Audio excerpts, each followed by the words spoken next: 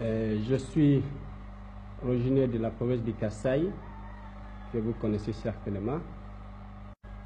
Et je suis président d'un parti politique, le Mouvement national congolais, qui a rapporté la victoire aux dernières élections. Je suis Premier ministre de la République du Congo, comme vous le savez.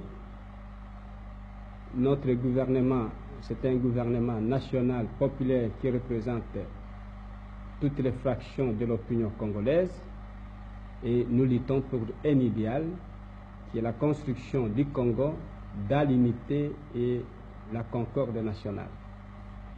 Êtes-vous communiste, Monsieur Lumumba?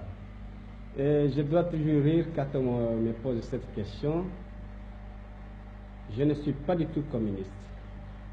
Vous savez qu'on m'a souvent présenté comme communiste, anti-blanc, anti-belge, l'homme qui veut détruire. Absolument pas. Je suis simplement un nationaliste, un leader nationaliste qui lutte pour un idéal. Je pense qu'à travers l'histoire de l'humanité, vous avez connu en Europe occidentale, même lors de la Révolution française, des nationalistes qui se sont mis à la tête du mouvement de libération, simplement pour que le pays accède à la liberté et à l'indépendance. Je ne suis pas du tout communiste et je ne le deviendrai jamais. L'avenir du Congo, je l'envisage dans ce sens. C'est de maintenir l'unité politique et économique du pays qui seul fera la grandeur de notre pays. Nous voulons que le Congo occupe une place prépondérante dans le cadre des États libres d'Afrique, parce que si nous perdions l'unité du pays, c'est l'effondrement de la nation, c'est le retour en arrière. Si nous avons de grandes puissances aujourd'hui, la France, la Grande-Bretagne, les États-Unis, l'Union soviétique, c'est parce que ces pays sont de grands pays. Et c'est ça que nous voulons garder au Congo.